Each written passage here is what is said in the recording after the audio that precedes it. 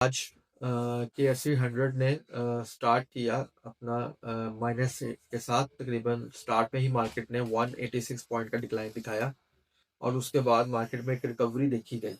Recovery जब market में start हुई है तो मार्केट ने उसके बाद जो आज का हाई बनाया है वो 876 पॉइंट का हाई बनाया है।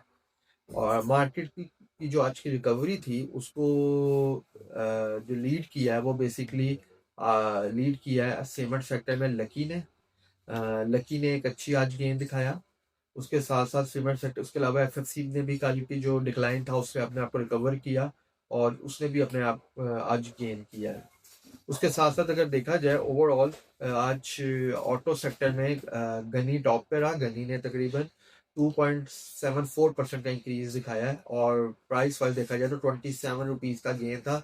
और लकी ने 1000 की रेजिस्टेंस को ब्रेक करता हुआ 1000 के ऊपर क्लोजिंग दी है। उसके साथ अगर देखा जाए, अगर आप सिस्टम में भी आज आईटी सेक्टर में सिस्टम भी एक प्रोमिनेंट शेयर रहा, उसमें भी आज एक अच्छा गेन देखा गया। उसके अलावा अगर हम बात करें डिफरेंट स्टॉक्स की तो हमें सेक्टर वाइज देखें तो फार्मास्यूटिकल में हेलॉन ने जो है वो अच्छी मूव दिखाई और उसने भी आज तकरीबन 10 रुपीज़ का गेन दिखाया। अगर आप ओवरऑल बात करें तो आज जो था ज़्यादातर कंसोलिडेशन देखी गई है मार्केट के अंदर। कल जो एक मार्केट ने एक बड़ी स्लाइड ली थी उसके बाद आज बहुत से सेक्टर्स में कंसोलिडेशन हमने विटनेस किया है। कंसोलिडेशन में अगर ऑयल एंड सेक्टर में देखें तो आज हमने ऑयल एंड सेक्टर में अच्छा वॉल्यूम ऑब्जर्व किया है, जिसमें पीपीएल और ओजीडीसी का वॉल्यूम अच्छा था। उसमें कंसोलिडेशन को शो कर रही है। उसके साथ साथ अगर हम देखा जाए तो डिफरेंट जो सेक्टर्स थे उसके अंदर आपका बैंक्स जो थे, बैंक्स ने अपनी जो है वो डिक्लाइन को आज भी कंटिन्यू रखा। और जैसे ही बैंक्स के रिजल्ट्स जो आपको बताया था, जैसे जैसे बैंक के रिजल्ट्स आ रहे हैं उसके साथ उनकी जो है वो डिक्लाइन आ रहा है उनकी प्राइस के अंदर, क्योंकि इन्वेस्टर्स ने जो डिविडेंड एक्सपेक्ट किया था वो dividend in line with expectation है, कुछ के डिविडेंड और कुछ के थोड़े से बिलो एक्सपेक्टेशन है।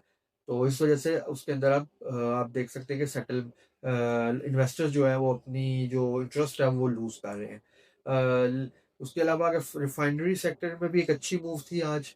पूरा रिफाइनरी सेक्टर ने एक अच्छी मूव दिखाई जिसमें आपका एटीआरएल ने लीड किया और उसके बाद फॉलोड बाय एनआरएल और सिनर्जी।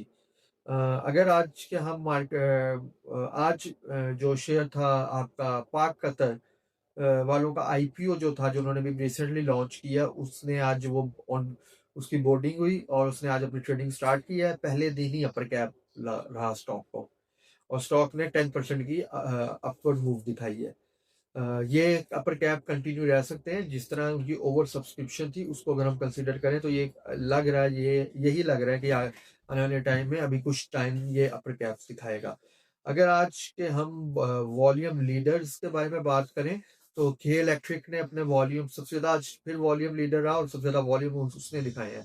तकरीबन 25 करोड़ के अराउंड उसका वॉल्यूम रहा, फॉलोड बाय सिनर्जी जिसने 18 करोड़ का वॉल्यूम दिखाया। उसके बाद WTL किसके 11 करोड़ के वॉल्यूम थे और उसके बाद पेस ने सबसे ज्यादा वॉल्यूम दिखाया है। ओवरऑल देखा जाए बैंक ऑफ पंजाब में भी आज काफी अच्छी मूव रही है पूरे दिन में। ऑल दो शेयर ने माइनस में क्लोज किया, लेकिन जैसे ही उसके रिजल्ट्स आने वाले हैं, अनाउंसमेंट्स आने वाली है, तो उसके अंदर काफी बायर्स का इंटरेस्ट देखा जा रहा है, इन्वेस्टर्स का।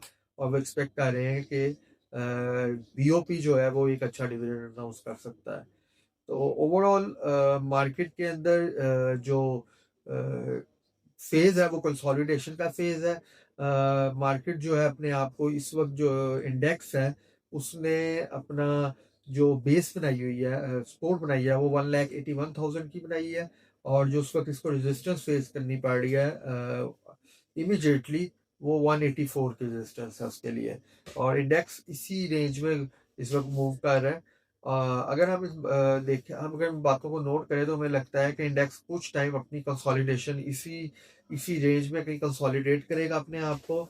और इन्वेस्टर्स जो हैं वो अब Aahista Aahista blue chip stocks में अपनी दोबारा रीपोजिशनिंग कर रहे हैं अगली रैली के लिए।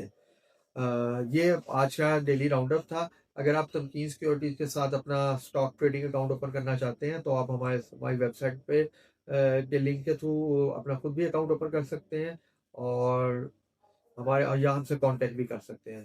Thank you. अल्लाह हाफ़िज़।